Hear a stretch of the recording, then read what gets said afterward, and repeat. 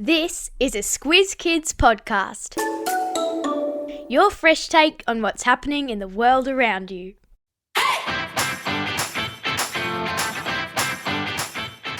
Each week we give the world globe a spin and see where we land. Then we take the kids of Australia on an audio excursion to visit that country and its people. I'm Amanda Bauer, and today on Squiz the World we're visiting Fiji, a chain of islands that sprawls over 2.5 million square kilometres of the Pacific Ocean.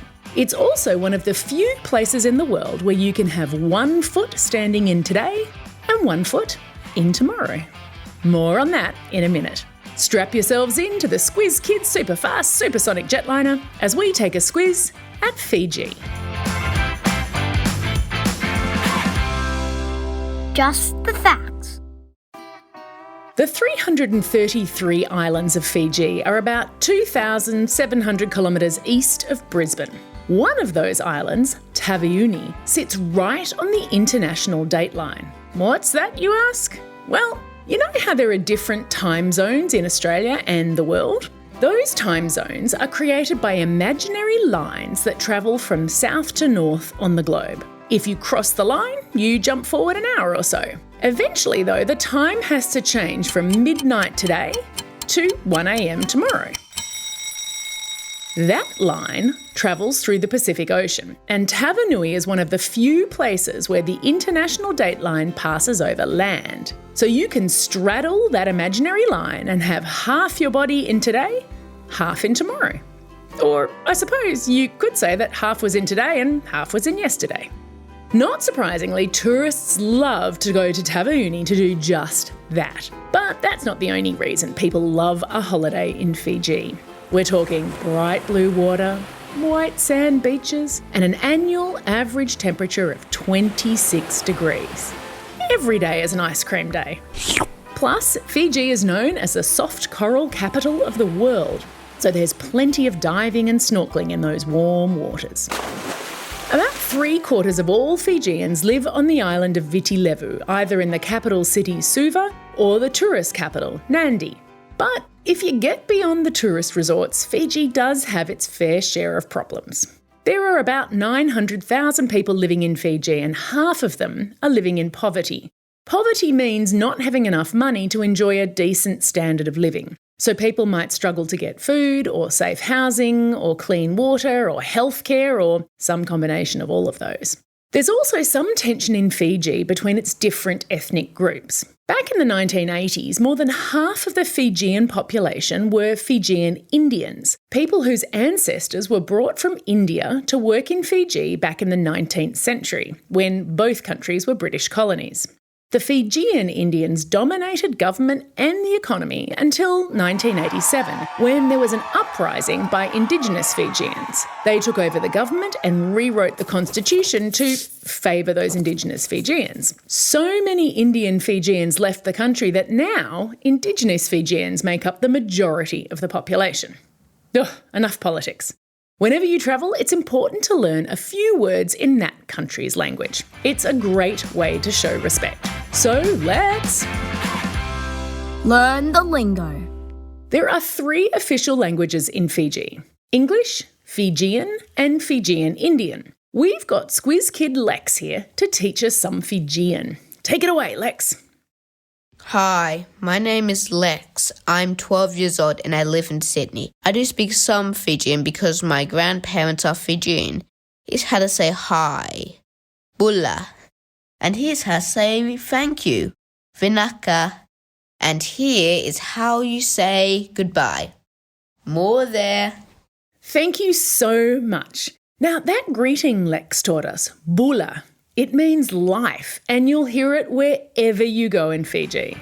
And now that we can communicate a little bit, it's time for school. Believe it or not, Fijian kids are not required to go to school. Really? And about 1 in 5 kids, mostly those living in small villages and outlying islands, don't go to primary school. Those who do go to primary school in the villages are often just going to a 1-room schoolhouse with 1 teacher who's trying to meet the needs of 20 students of all ages. Although government schools are required to teach all kids, in practice there usually ends up being one school that Fijian kids attend and one school where you'll find Fijian Indian kids, even though all the lessons are taught in English. That's how deep that split is between the two main populations of Fiji.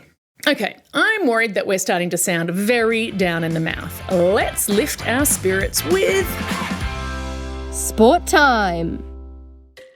In 2022, Fijian women made history by competing in their first ever Rugby World Cup. Rugby is a way of life in Fiji. 10% of the entire population play on a team, and the other 89.999% love to watch rugby. Although the Fijianas were the lowest ranked team in the World Cup, they beat South Africa in group play, and before the World Cup they'd actually won the Australian Super W competition, which they'd entered as a squad to get experience. And you'd better believe these women are tough. I've put a couple of videos in your episode notes to check out their intense training session running up sand dunes in 30-degree heat, over and over and over again.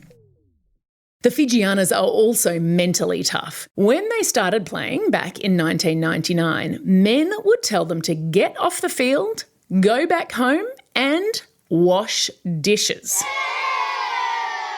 They tried and failed to qualify for the World Cup in 2016, but they didn't give up. They trained harder and harder. They won the Oceania Championship in both 2021 and 2022, and now they're real role models for many young women in Fiji. I don't know about you, but running up sand dunes is exhausting.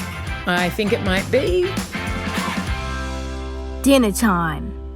The national dish of Fiji is called kokoda. It's fresh-caught fish that marinates for 8 hours in lime juice, coconut cream and herbs. Yum!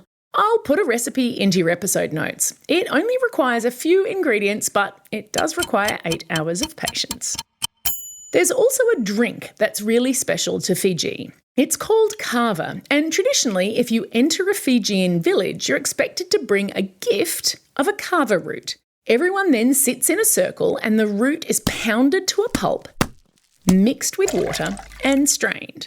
The brew then goes into a coconut shell and everyone takes a turn drinking from it. The village chief goes first. He claps once, takes a gulp, then claps 3 times. Then he passes it on. Now, kava is a little bit like alcohol, so it's only for adults and they shouldn't drink too much. But it is an important 3,000-year-old tradition. So if you're invited to drink from the kava bowl, you have been made welcome in Fiji.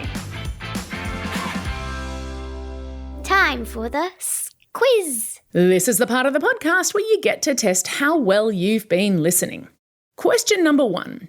What is the name of the imaginary line that allows us to stand in today and tomorrow? That's right, it's the International Date Line. Question number 2. When the Fijianas played their first rugby match in 1999, what did some men say they should go home and do? Yeah, wash dishes. My least favourite thing. And question number 3. What is the Fijian greeting that means life? Bula! Everyone should practice it. Go on. 1, 2, 3. Bula!